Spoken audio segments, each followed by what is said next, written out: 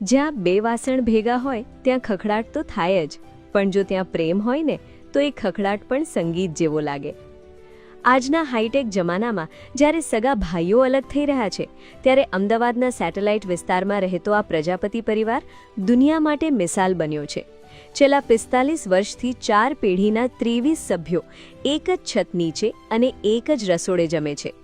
આ ઘરની ખાસિયત એ છે કે અહીં એક બે નહીં પણ 6 સાસુઓ છે.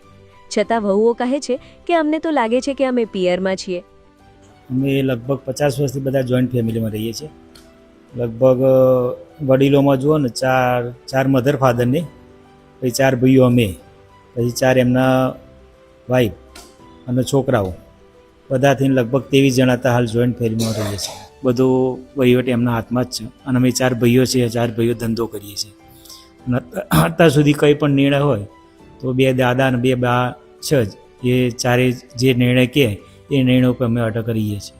પહેલી વાત તો શાકભાજીથી શરૂઆત કરીએ ને તો દાખલા તરીકે તમે લારી પર શાકભાજી લેવા જાઓ તો પેલો 250નો ભાવ કહે અને અમે સીધું 5 કિલોનું માગણી કરીએ. અમારે 3-4 કિલો તો જોઈએ જ, બરાબર. એટલે પહેલો મોટો તો 50% એ ખરીદીમાં જ ફાયદો થાય અમને, હોલસેલમાં જ કહેવાય ને. આજે વિશ્વ પરિવાર દિવસે આ પરિવાર એ સમજાવે છે કે લેટ ગો કરવાની ભાવના જ ઘરને સ્વર્ગ બનાવે છે. અહીં ઘરનો સામાન હોલસેલમાં આવે છે, કોઈનું અલગ બેંક બેલેન્સ નથી અને પ્રોપર્ટી માટે કોઈ વિવાદ નથી. અહીં વડીલોના અનુભવ અને યુવાનોના જુસ્સાનો અદ્ભુત સમન્વય છે. તહેવારની ઉજવણી હોય કે જીવનની કોઈ મુશ્કેલી, એકબીજાનો સાથ અને સહનશીલતા એ જ આ પરિવારની સાચી તાકાત છે. વહુઓ એકબીજાની બહેનપણી બનીને રહે છે તો ત્રીજી પેઢીના યુવાનો આજે પણ દાદાના વેણ પર ઘર ચલાવે છે. એકચ્યુઅલી તો મને લાગતું જ નહીં મારી આમ જેઠાણી છે કે મારી સાસુ છે, આમ 6 સાસુઓ છે. અમે બધા ફ્રેન્ડ્સમાં જેમ ને એવી રીતે જ રહીએ છીએ.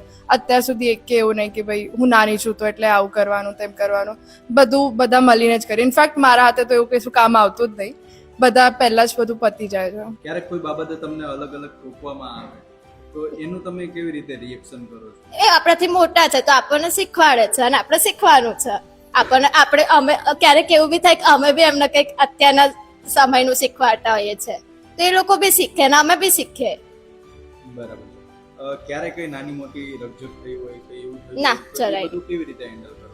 એવું કંઈ થતું જ નથી તો હેન્ડલ કરવાનું તો આવતું જ નહીં. આ પરિવારની એકતાને બહુ સારી રીતે જોઈએ. અમે બધી જગ્યાએ જોઈએ છે પણ આવો સંપ ક્યાંય નહીં. એમાં સાસરીમાં આવો સંપ નહીં.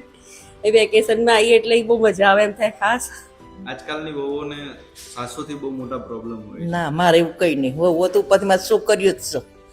એ છોકરી આપણી હોય તે આપણી છોકરી નહીં. પારકા ઘેર જાય એ છોરી આપણી નહીં તો પછી આ છોકરી આપણી નહીં ઘેર. એ રીતની રાખવાની છોકરી રાખવાની વહુઓને. હરિયાણાથી આવેલી નાની વહુ હોય કે 37 વર્ષથી આ પરિવાર સાથે જોડાયેલા મોટા વહુ, દરેકના મોઢે એક જ વાત છે: સાથે રહેવામાં જે મજા છે એ અલગ થવામાં નથી. 1.5 વર્ષનું બાળક ક્યારે મોટું થઈ જાય એ આ ઘરમાં ખબર નથી પડતી. જ્યારે આખો પરિવાર મિની બસ બાંધીને ફરવા નીકળે છે ત્યારે સૌ કોઈ આ પરિવારને જોતું રહી જાય છે. આજના દિવસે આ પ્રજાપતિ પરિવાર દરેકને એક જ સંદેશ આપે છે કે પરિવારથી મોટું કોઈ સુખ નથી અને સંપથી મોટું કોઈ ધન નથી.